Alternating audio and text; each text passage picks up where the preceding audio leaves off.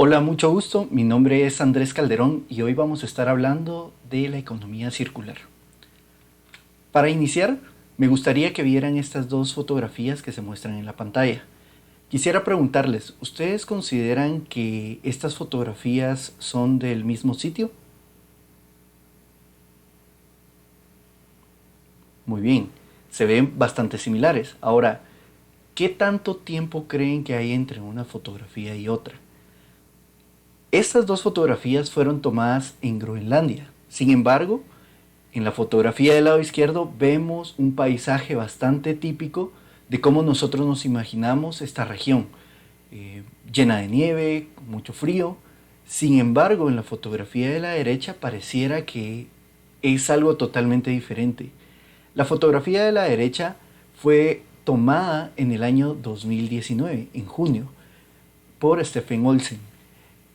Cuando él fotografió esto, empezó a viralizarse porque fue impactante ver el cambio que había sufrido el paisaje de Groenlandia. Y esto se debe al calentamiento global. El calentamiento global pues obviamente está haciendo que aumente la temperatura general del planeta y esto hace que lugares donde había mucho frío pues ya empieza a aumentarse la temperatura y los efectos sobre los ecosistemas son como los que estamos viendo en la pantalla. ¿Sí? Los glaciares empiezan a derretirse y algo muy impactante de esto es de que no solamente fue algo puntual en el área que se ve en la fotografía, sino que también el agua que estaba alrededor de la isla de Groenlandia también sufrió un aumento de temperatura. Obviamente estos cambios no son beneficiosos para los ecosistemas actuales. La naturaleza tiene que luchar para adaptarse y eso es el proceso que nosotros estamos viviendo actualmente. El desbalance que se genera por el aumento de temperatura que es extremo y que también está ocurriendo en muy corto tiempo hace que las dinámicas a nivel global empiecen a trabajar de una manera distinta a como nosotros normalmente las conocimos. El calentamiento global es parte de los procesos naturales del planeta, eso no lo podemos negar.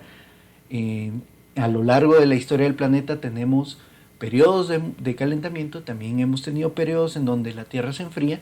Sin embargo, lo crítico es de que el calentamiento que estamos viendo actualmente es acelerado y es intensivo. Y esto se debe a que el factor humano está jugando un papel importante acá. Lastimosamente, la actividad que se está desarrollando por el ser humano hace que estos cambios que son naturales se aceleren y generen estos efectos adversos. Tenemos que comprender algo. Al final de cuentas, si la temperatura aumenta 2, 3, 4 grados, si los glaciares se derriten, al final de cuentas la vida en la Tierra va a seguir. Lo que no podemos garantizar es de que las condiciones que el planeta va a tener para ese entonces sean las adecuadas para el desarrollo de la vida de la especie humana y de muchas más especies. Y eso es lo que tenemos que comprender. Al final de cuentas, el mundo no se va a acabar, pero las posibilidades de que nosotros nos desarrollemos en el mundo sí se van a acabar. Y esto es algo que quiero que entendamos previo a empezar a hablar de lo que es economía circular, porque no es un tema de índole ambiental al 100%. Tiene muchas aristas. Eh, si hablamos desde el punto de vista del desarrollo sostenible, tenemos tres pilares bases que son el ambiental, el social, pero también el económico, que es importante para el desarrollo de la especie humana por el tipo de sociedad que hemos desarrollado. Entonces, ya teniendo estas imágenes en mente, vamos a hablar sobre cómo es que nosotros llegamos a este punto. Y tenemos que entender que desde siempre cualquier tipo de especie que ha poblado el planeta ha necesitado recursos para poder sobrevivir. Obviamente los recursos más importantes o los que conocemos con más detalle son el alimento, ¿sí? El alimento, el agua, el aire, ¿sí? El oxígeno para poder subsistir, sobre todo el agua. Sin embargo, dependiendo de las actividades que cada especie va desarrollando, así son los recursos que va utilizando.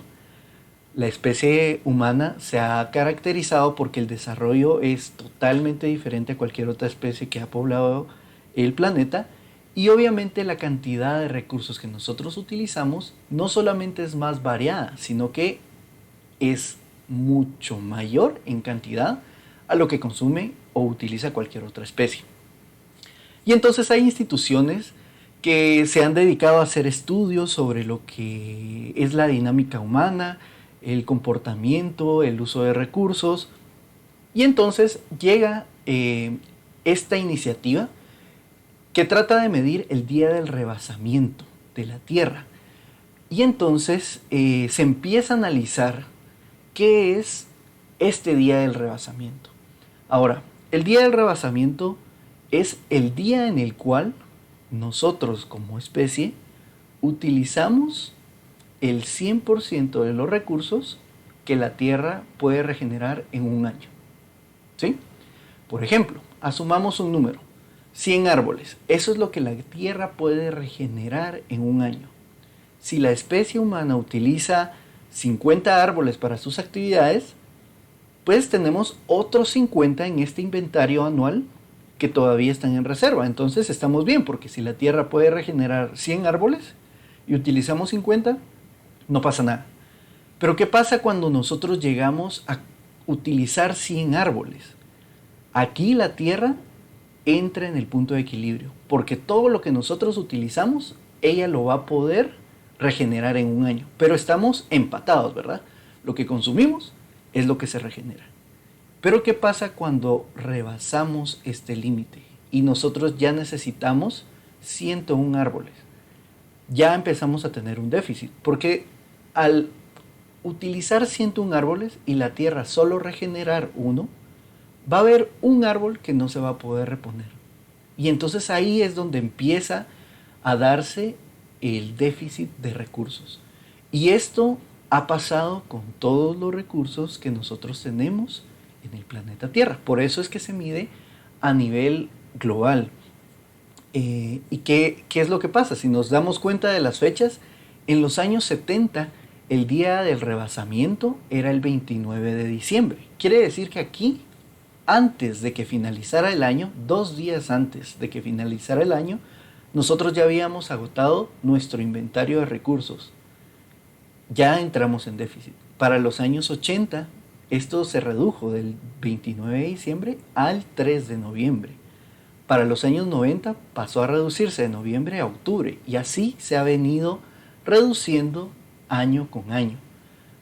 En el 2018, esta fecha fue el 1 de agosto. Imagínense, empezamos en diciembre y ya vamos por agosto. ¿Qué pasó en 2019? Esta fecha llegó a julio, el 29 de julio. Prácticamente nos estamos acercando a medio año. Quiere decir que estamos consumiendo todo lo que la Tierra puede regenerar en un año en 7 meses. Esto ya es agravante, porque sabemos que hay un déficit bastante grande, y esto lo que hace es aumentar las desigualdades que hay en el planeta. Porque si ya tenemos recursos limitados, esta diferencia lo que hace es aumentar esa deficiencia. Entonces es algo por lo que tenemos que poner interés. Y la parte importante acá son los recursos. Tenemos que entender que a pesar de que están a disposición, no son infinitos. Son finitos y nosotros tenemos que aprender a gestionarlos. ¿Qué pasó para el año 2020? Es una característica que tal vez se sale del contexto de lo que estamos viendo, porque el año 2020 estuvo marcado por la pandemia que seguimos viviendo. Entonces les pregunto, si la actividad económica es la que ha propiciado que el consumo de recursos vaya aumentando, pero en el 2020 nosotros tenemos esta situación específica que es una pandemia, ¿qué creen que pasa con el día del rebasamiento? ¿Se acerca más a medio año, acercándose hacia junio, por ejemplo? o regresa a agosto. ¿Qué creen ustedes que pasó con el día del rebasamiento ahora que ocurrió la pandemia? A continuación estamos viendo la respuesta. Cuando se hizo la medición del día del rebasamiento, se dieron cuenta de que la fecha no siguió acercándose a medio año, sino que tuvo un retraso. Volvió a estar otra vez en agosto, a finales de agosto. ¿Qué fue lo que pasó? Debido a que la actividad económica disminuyó o inclusive se detuvo en diferentes niveles, prácticamente en todo el mundo, pues obviamente la demanda de recursos disminuyó. Esto hizo que nos acabáramos el inventario anual que está disponible un poco más tarde. Esto es beneficioso, obviamente, pero ¿qué tenemos que notar de esto? Que la reducción que nosotros podemos lograr en nuestros patrones de consumo se puede hacer en corto tiempo. O sea, sí es posible hacerlo. Lo que pasa es que no lo hemos querido hacer por comodidad. ¿Sí? No hay otra explicación. Porque realmente la vida que hemos desarrollado gracias a la tecnología, gracias al desarrollo, es bastante cómoda a como la conocíamos hace mucho tiempo. Sin embargo, la cantidad de recursos que demanda es muchísima. Pero situaciones como las que estamos viendo actualmente nos demuestra que sí se puede hacer en corto tiempo. Lastimosamente, esto fue algo que nosotros logramos alcanzar a través de que ocurriera un desastre. Y eso no es lo que nosotros tenemos que hacer, porque la verdadera sostenibilidad, tal como lo dice la siguiente oración, solo la vamos a poder alcanzar si nosotros diseñamos esa sostenibilidad. Y entonces es aquí donde como profesionales tenemos que tomar ese papel de entender qué es la sostenibilidad, cómo poder alcanzarla y entrar en ese juego. Proponernos que nuestra carrera va a apoyar el lograr esta sostenibilidad desde nuestro campo de acción. Si nos damos cuenta, a lo largo de los años, la tendencia es de que la fecha del rebasamiento se va acercando cada vez más a medio año. Y curiosamente, en el 2020 esto se invirtió, ¿sí? En 2020 nosotros logramos regresar a finales de agosto. Y eso es lo que tenemos que lograr, proponernos poder reducir la cantidad de recursos que nosotros utilizamos. No estoy diciendo que paremos la forma en la que vivimos, solo hagámoslo de una forma eficiente, en la cual no se vea afectado el planeta y por consiguiente no se va a ver afectada la especie humana y todas las especies con las que compartimos esta casa común. Ok, entonces previo a pasar al siguiente tema, quiero saber si ustedes se recuerdan a qué se refería el día del rebasamiento.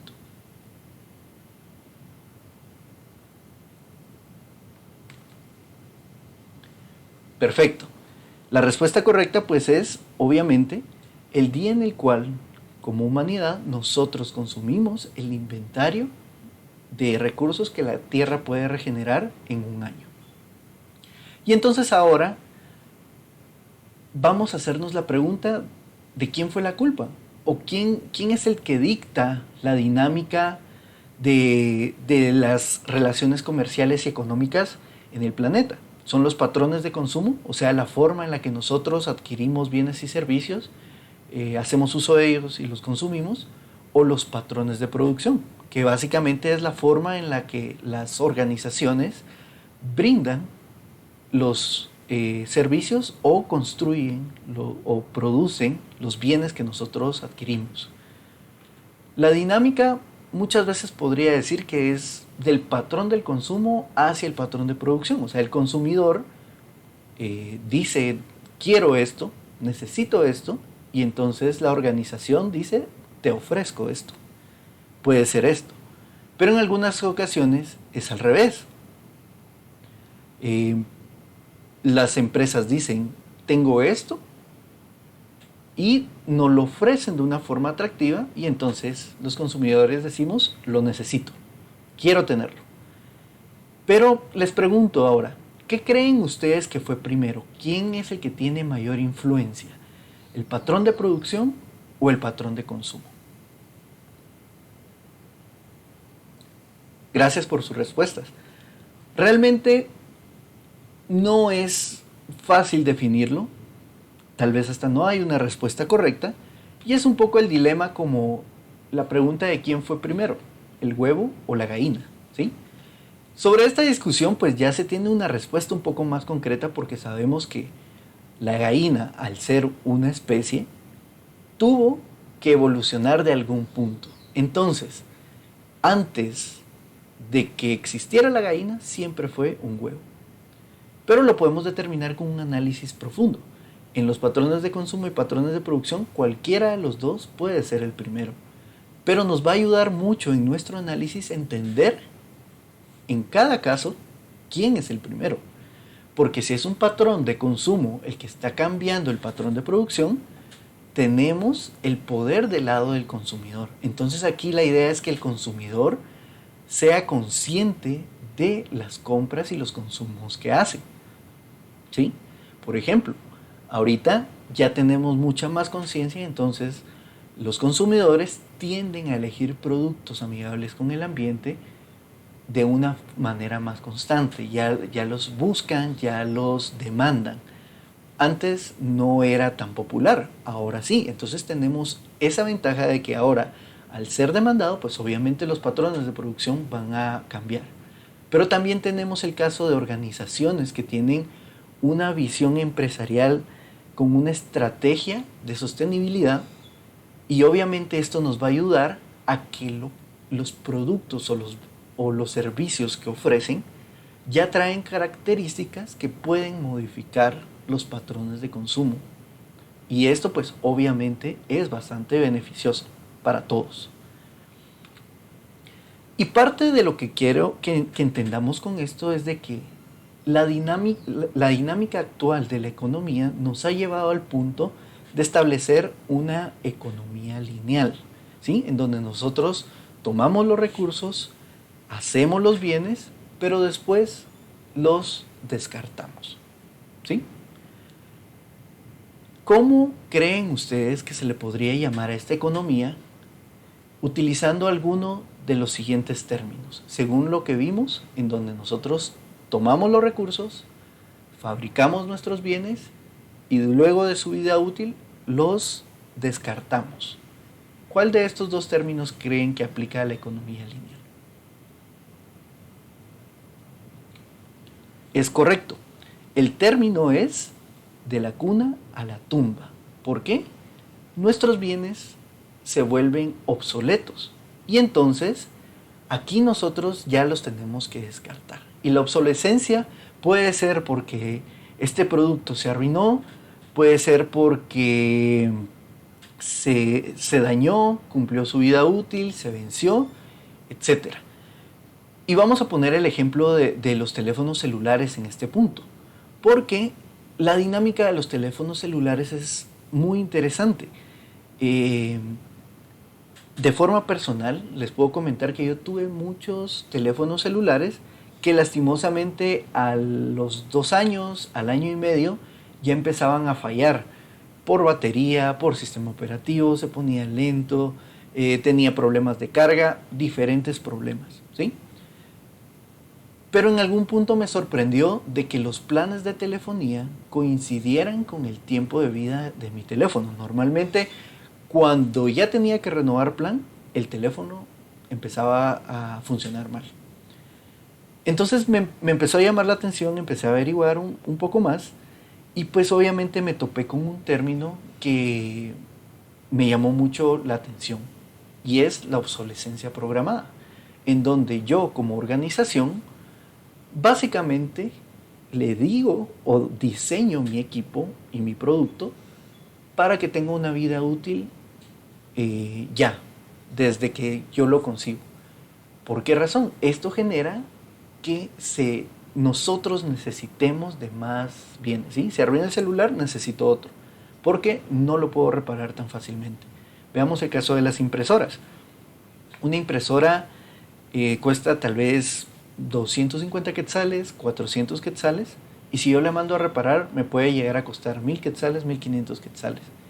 Dentro de la lógica de la economía, digo, obviamente es más barato comprar una nueva que reparar algo, ¿sí? Además de que está la creencia de que si lo reparo ya no queda igual, ya no funciona bien, etcétera. Y entonces aquí nos centramos en lo que nos dicta la economía lineal. Tomamos recursos, los procesamos, pero ya cuando cumple la vida útil los tenemos que descartar. Y la obsolescencia programada no ha venido a ayudar para nada. Y esto es algo que es parte de un patrón de producción o de un patrón de consumo. ¿Qué creen ustedes? Es correcto. Esto es parte de un patrón de producción, porque desde la organización yo estoy diseñando mis equipos para que cumplan su vida útil y los estoy diseñando para que no tengan que repararse. Y si nos hacemos un poco hacia atrás y ampliamos nuestro campo de visión fuera de los teléfonos celulares y las impresoras, veamos las aguas gaseosas. ¿Qué porcentaje de agua gaseosa viene en una presentación de botella PET? ¿Qué porcentaje viene en presentación de una botella de vidrio desechable? ¿Y qué porcentaje viene en presentación de una botella de vidrio retornable o una botella plástica retornable? Es lo mínimo, porque ya entramos en esta dinámica en la que nosotros tomamos, utilizamos y descartamos. Lastimosamente esto lo que hace es de que los rellenos sanitarios, los basureros, los vertederos se conviertan en cementerio de recursos. Lastimosamente aquí en Guatemala no tenemos la mejor gestión de los vertederos municipales y básicamente ahí tenemos materia prima que estamos desaprovechando. Porque si no hacemos una buena clasificación, mucha materia prima se contamina y no es posible recuperarla para poder ingresarla a un proceso de reciclaje. Esto nos crea muchísimos problemas. Entonces tenemos que entender de que nosotros lo que estamos sacando básicamente son recursos que se están yendo a un lugar a no ser aprovechados. Esto es una pérdida de materiales, de recursos, pero también es una pérdida de energía, porque pensemos en toda la energía que yo invertí para poder procesar la materia prima y esto se va al basurero al final de su vida útil o cuando es dañado, porque lastimosamente no lo podemos reparar. La mayoría de las cosas no las podemos reparar. Y esto pues obviamente nos trae en cuenta siempre esta dinámica de la economía lineal. ¿Y cuál es esta dinámica? Nosotros empezamos por los recursos, ¿sí? En donde nosotros tomamos los recursos. Que es nuestra entrada. Puede ser madera, puede ser combustibles, todo lo que sea una materia prima. La energía también se considera parte de estos recursos. Ahora les pregunto, ¿cómo creen que son estos procesos de transformación? ¿Creen que están relacionados uno con otro o creen que funcionan de manera independiente? En una economía lineal, cada una de estas flechas de colores representa un proceso y funciona de manera independiente. Nosotros vemos que los recursos entran acá, se procesan y salen acá. Este otro proceso toma recursos, los procesa y salen acá. Este también toma los recursos, los procesa y salen. Pero en ningún momento hay una interrelación entre estos procesos. La transformación se da de manera independiente. Dentro de este proceso de transformación vamos a incluir también la parte del uso, que también se utiliza de forma independiente. ¿Y qué pasa una vez que nosotros hacemos uso de estos recursos? ¿A dónde se va? ¿Qué es lo que genera como salida? Muy bien, son desechos, ¿sí? Nosotros utilizamos y generamos desechos. Y vamos a tomar como referencia el tamaño del árbol y el tamaño del depósito de basura. Si se dan cuenta, utilizamos muchos recursos y obviamente generamos muchos desechos. Esto es una gran ineficiencia que nos pega de forma económica y también de forma ambiental. Pero ¿cuál es la solución que vamos a proponer? Cambiar a un modelo de economía circular, en donde el modelo de economía circular lo que busca es utilizar la menor cantidad de recursos, mantener dentro de los ciclos de producción la materia y la energía la mayor cantidad de tiempo posible, que esto se replique en la fase de uso y que obviamente la cantidad de desechos sea menor. Entonces, si antes teníamos un árbol grande, ¿cómo creen que es el tamaño del árbol que representa la entrada en el modelo de economía circular? Claro, es un árbol pequeño. ¿Por qué? Porque la metodología que estamos aplicando quiere que nosotros reduzcamos la cantidad de recursos que utilizamos. Vamos a producir lo mismo, pero solo con el hecho de ser más eficientes ya no vamos a necesitar la misma materia prima, vamos a necesitar menos. Esto hace que el agotamiento de recursos sea mucho menor. Ahora, ¿qué forma creen que tienen los procesos en una economía circular? ¿Creen que son procesos independientes, como vimos anteriormente, o aquí ya tienen algún tipo de relación? Exacto. Aquí los procesos ya se relacionan. Tal vez este es un modelo perfecto, pero es para ejemplificar por qué se llama economía circular. Porque lo que nos dice es de que este proceso, en este proceso ingresan los recursos, se procesan, lo que es un bien o un servicio sale para ser utilizado, pero lo que son los residuos de este proceso sirven como entrada del siguiente proceso. Se procesan, lo que es un bien o un servicio sale y los desechos o residuos de este proceso se utilizan en el siguiente, ¿sí? Es como decir que mi basura es el tesoro de alguien más. Básicamente es eso. Pero es porque no estamos acostumbrados a encontrarle valor a lo que ya no nos es útil. Normalmente si para nosotros no es útil consideramos que es basura, pero no siempre es así. Si yo tomo un agua gaseosa en una botella PET, tal vez esa botella PET para mí es basura, pero para alguien más puede convertirse en una maceta, para alguien más puede convertirse en hilo de plástico, para alguien más puede ser materia prima para producir más botellas PET. Y ese es el sentido que nosotros encontramos con la economía circular, de que buscamos esa interrelación de procesos.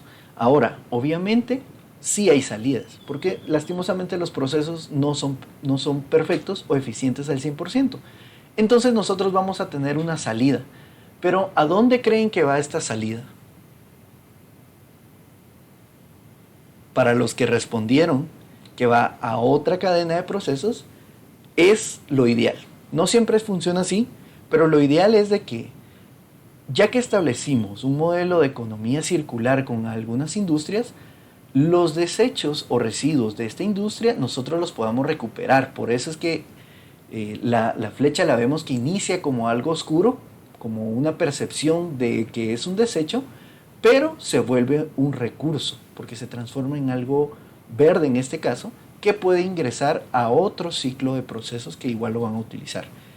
Este aprovechamiento se logra tanto para lo que es materia prima como para lo que es energía. Esta es la importancia. Ahora, si la cantidad de recursos fue poca y nosotros mantenemos la materia y la energía la mayor cantidad de tiempo en este modelo de economía, ¿cómo creen que va a ser la representación de los desechos o de las salidas? ¿Va a ser grande o va a ser pequeña? Claro, si redujimos entradas, si mantenemos procesos eficientes, pues obviamente la cantidad de desechos va a ser mínima. Puede ser que estos ya no sean útiles para nada, o puede ser que encontremos otro ciclo de procesos al cual le pueda ser útil.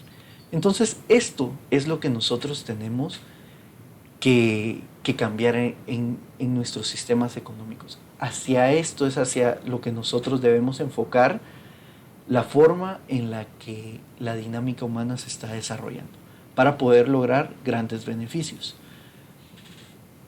Lo que se dice es de que lo ideal es que nosotros integremos tanto el ciclo biológico con el ciclo técnico. El ciclo biológico es básicamente un proceso natural en el que, si nos damos cuenta, no existen desechos en la naturaleza. Uno no va a la selva y encuentra un basurero como tal. Uno no va a un ecosistema marino y no encuentra desechos como tal. Porque los ecosistemas funcionan a través de modelos similares a la economía circular, en donde el desecho de un organismo es aprovechado por el otro, o incluso el organismo es aprovechado por el otro, pero es un ciclo perfecto.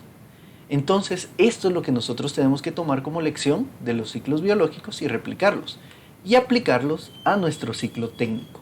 Entonces, ¿qué pasaría en un modelo ideal, ya donde nosotros aplicamos el ciclo biológico a un ciclo técnico? Lo que pasaría es algo tan sencillo como que nuestros equipos están diseñados para que puedan ingresar a un ciclo técnico que los va a reparar, y ya sea que los transforme en algo nuevo o que los repare para seguir funcionando.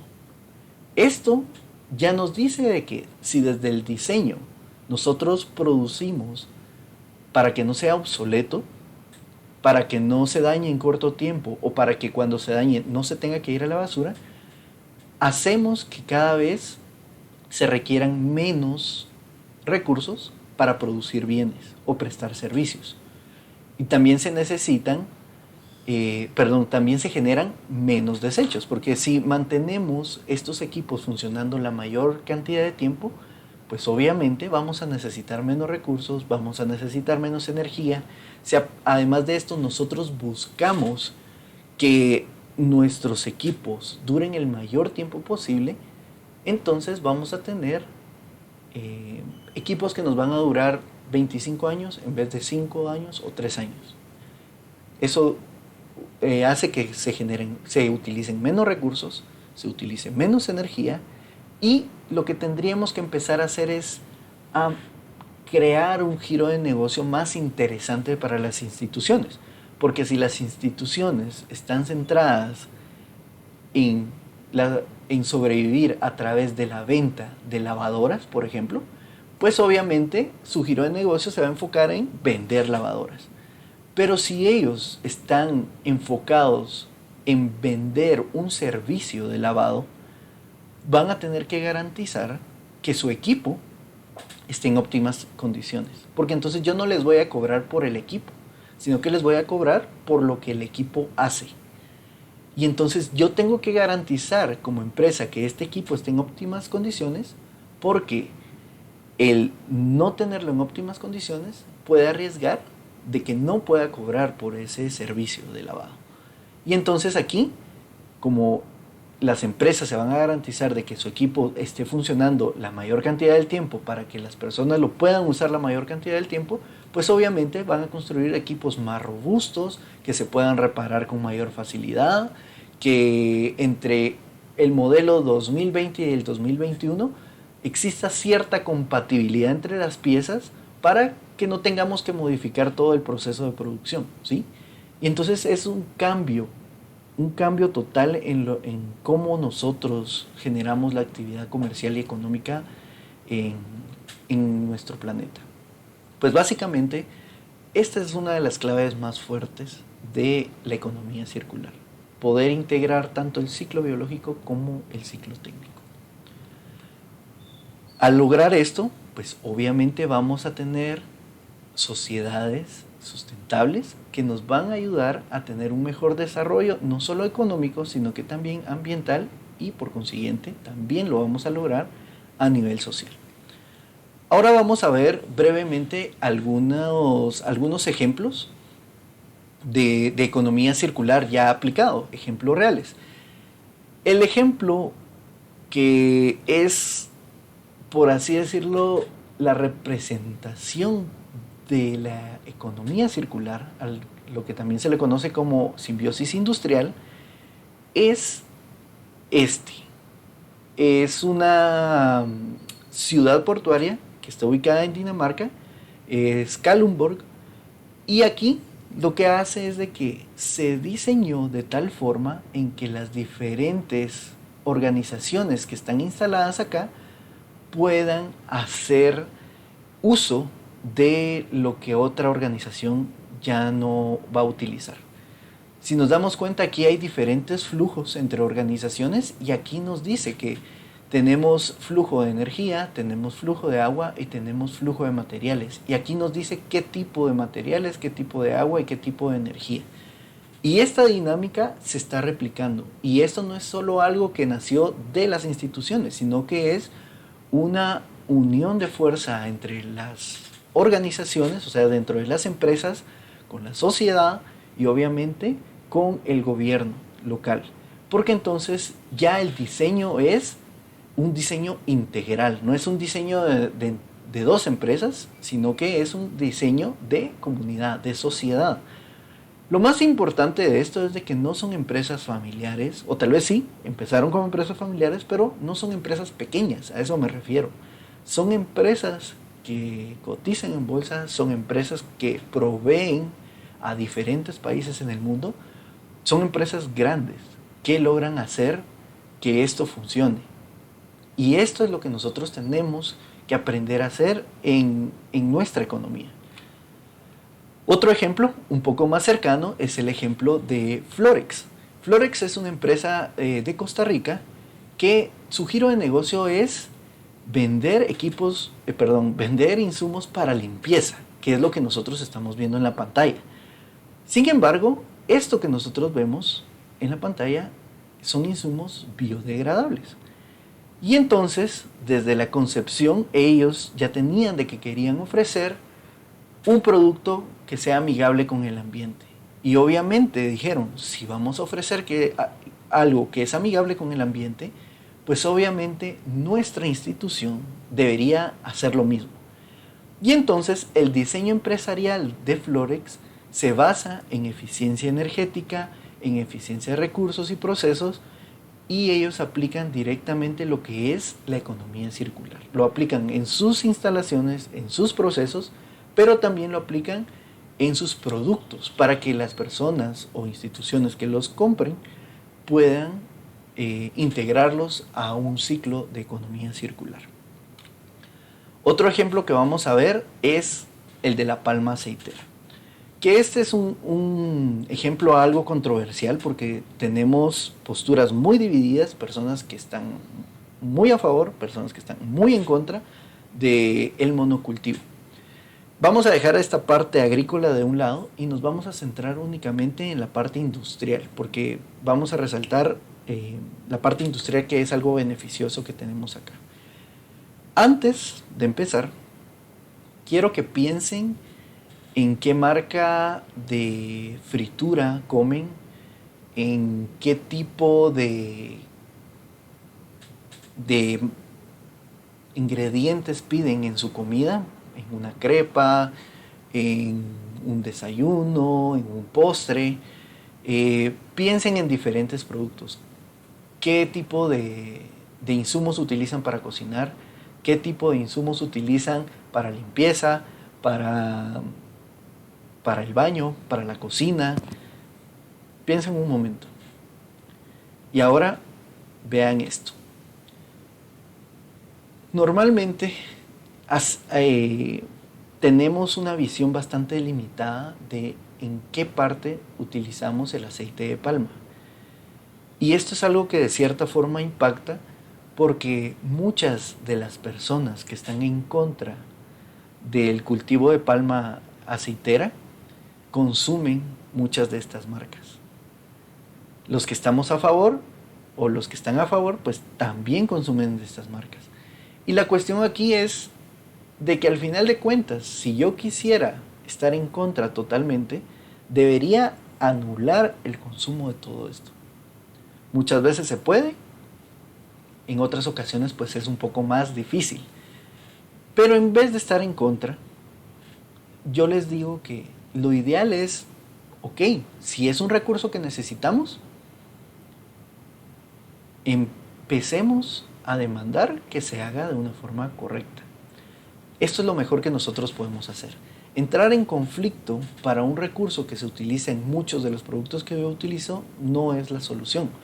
Pero sí es la solución si yo soy un gestor, poder tener la visión de hacer las cosas bien. Y esto es mucho de lo que las empresas han estado haciendo desde hace mucho tiempo, no solo Palma Aceitera. Empiezan, por ejemplo, con una certificación, empiezan a revisar sus procesos y la idea es de que si nosotros vamos a utilizar un recurso, que lo utilicemos, pero que lo hagamos de forma sostenible. Recordemos que el desarrollo sostenible lo que busca es de que nosotros utilicemos los recursos disponibles sin que dejemos a futuras generaciones sin este recurso, ¿sí? Si yo voy a utilizar la tierra como recurso, pues yo tengo que hacer un uso sostenible de la tierra, a manera de no agotar los nutrientes que hay en ella y que si en algún momento yo necesito hacer un cambio de uso de tierra, pueda hacerlo y que no represente una pérdida de recursos a futuras generaciones, ¿sí? Entonces, por eso les digo que este es un tema algo complejo, pero al final vemos que hay muchas marcas, muchas empresas que utilizan el aceite de palma y por eso es importante que nosotros aprendamos cuáles de estas empresas ya utilizan aceite de palma de plantaciones sostenibles, de plantaciones responsables, certificadas, porque eso nos va a garantizar que este aceite no está haciendo un agotamiento de la tierra. Entonces, no solo se trata de enfocarnos en la compra, tenemos que hacer un análisis del ciclo de vida de eso que estamos comprando o eso que estamos contratando, para saber de qué forma obtienen los recursos, cómo se hace el traslado de la materia prima, cómo se procesa la materia prima, cómo se gestiona la industria o cómo se gestiona la administración general de la empresa, cómo llega a nosotros el producto, qué pasa con los residuos que genero después de que consumo el producto. Eso es parte de lo que nosotros tenemos que preguntarnos. Y les pongo el ejemplo de palma porque en la parte industrial del proceso, ellos utilizan un proceso en el que básicamente se genera muy poco desperdicio o muy poco desecho. Ellos llevan de la plantación al inicio del proceso y entonces ellos lo que hacen es, asumamos que es no sé si todos conocen la fruta de la palma aceitera, pero asumamos que es como una uva, digamos, o una naranja. Vamos a hacer la analogía con una naranja. Entonces cuando llega el proceso acá, básicamente yo lo que tengo que hacer es pelar la naranja. Pero ¿qué pasa con esta cáscara? No es basura. Ellos lo que hacen es secarlo para utilizarla como combustible, como biomasa. Entonces en vez de estar utilizando combustibles fósiles, ellos utilizan biomasa. Ok, ya está la parte de la cáscara. ¿Qué pasa con el fruto en sí? Ellos lo ingresan a un proceso en donde extraen el aceite. Esto obviamente genera un desperdicio, más las pepitas, digamos, que no se utilizan. Y las pepitas pasan a otro proceso en donde también se extrae aceite. Lo que queda de las pepitas se convierte en harina y básicamente el producto desaparece. El fruto desaparece, todo se convirtió en producto. ¿Qué pasa con todo el agua residual que se genera en estos procesos? Se va a unas lagunas en donde se equilibra el agua residual y entonces nosotros la podemos utilizar como fertilizante. Entonces en vez de utilizar agua de un pozo para regar, complemento con esta agua residual que lleva nutrientes. Entonces no solamente estoy aportando agua a mis plantas, sino que también estoy aportando nutrientes. También hay algunas empresas que lo que hacen es utilizar el metano que se genera en estas lagunas de tratamiento de aguas residuales para generar energía. Entonces, si nos vamos dando cuenta, ellos cierran ciclos en la mayoría de sus actividades. Por eso es que el proceso de palma de aceite es muy eficiente, porque cierra los ciclos. Y esto es de lo que nosotros tenemos que aprender a hacer. Algo que se me olvidó mencionar, ellos utilizan vapor para poder esterilizar la fruta. El vapor pues obviamente se obtiene a través de hacer calentar o poner a calentar el agua de pozo. Sin embargo, este vapor, antes de llegar al punto de consumo para esterilizar la fruta, pasa por un turbogenerador que genera más energía eléctrica. Entonces es parte de las implementaciones de eficiencia energética que ha logrado hacer esta industria.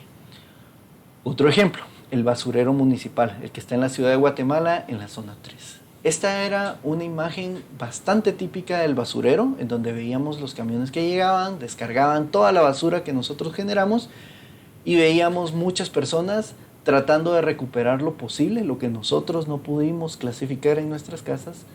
Ellos lo hacen para ganarse la vida, pero también están ayudando a recuperar recursos que normalmente se verían perdidos.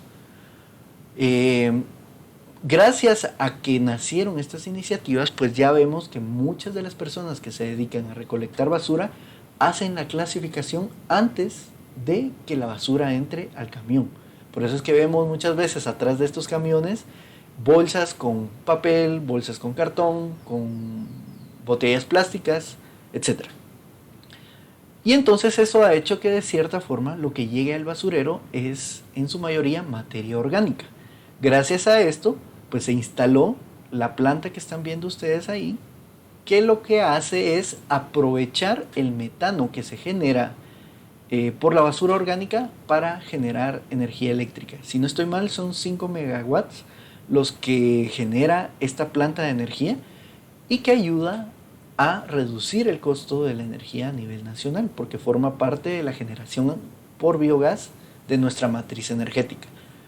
De nuevo, lo que para nosotros era basura, aquí se está recuperando, porque entonces ellos logran captar ese metano y utilizarlo para generar energía. ¿Qué pasa? Si este metano no estuviera en este proceso, se estaría acumulando debajo de las montañas de basura y seguramente sería un conato de incendio o un posible incendio en el basurero de la zona 3. O se libera al ambiente y lo que hace es degradar nuestra capa de ozono o aportar al calentamiento global. Otro ejemplo, y si se dan cuenta, este fue aplicado en la Universidad Rafael Landívar en una práctica que se hizo, es la gasificación. Y este es muy interesante porque tenemos un motor de combustión interna que normalmente funciona con gasolina, con combustible, pero este en específico lo que hace es funcionar con madera. ¿Cómo?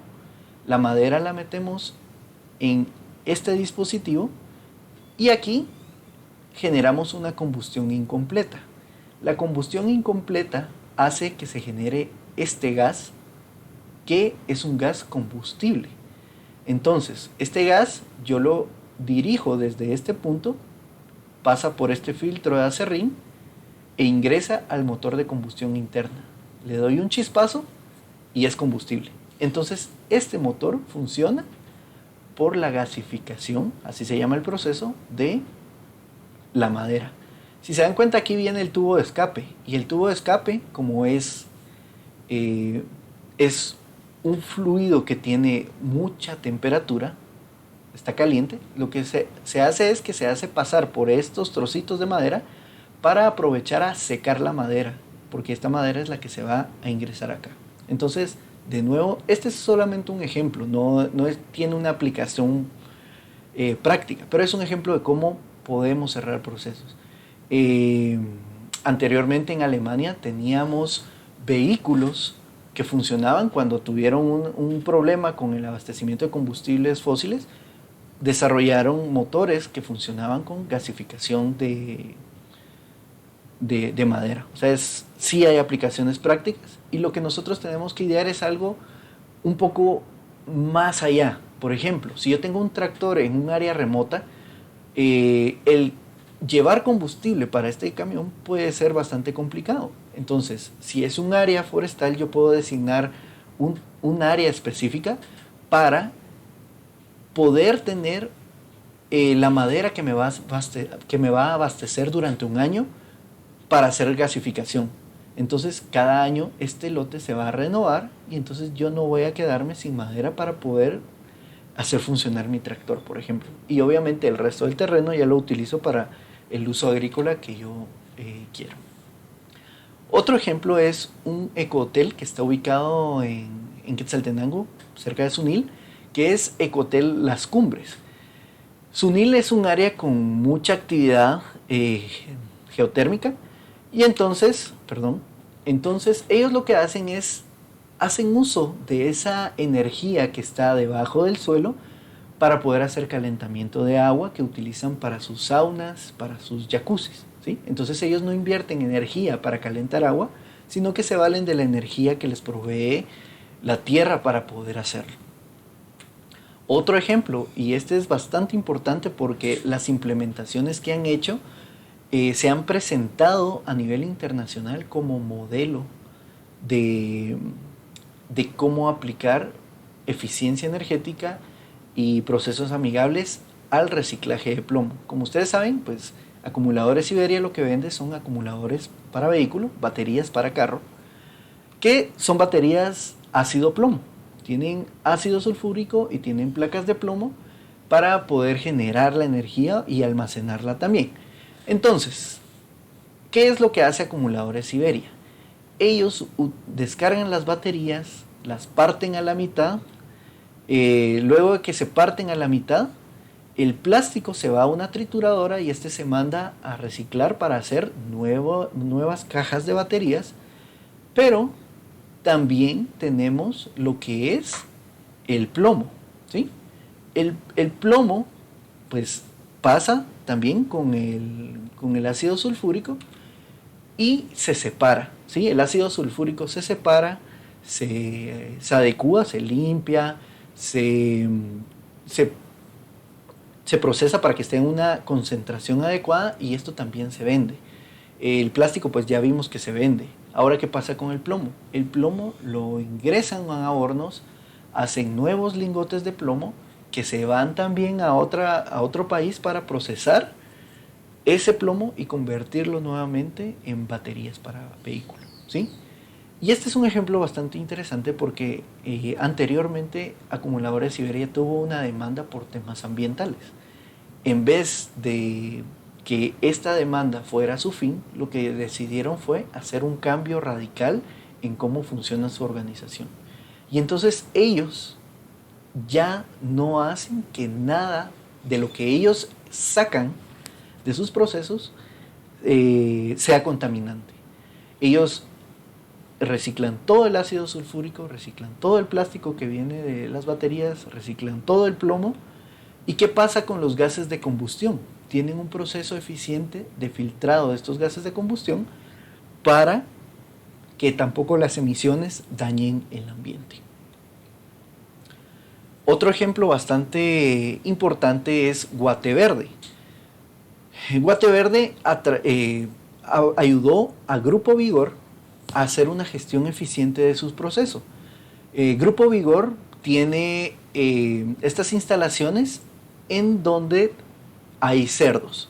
Pues saben que obviamente los cerdos tienen que defecar.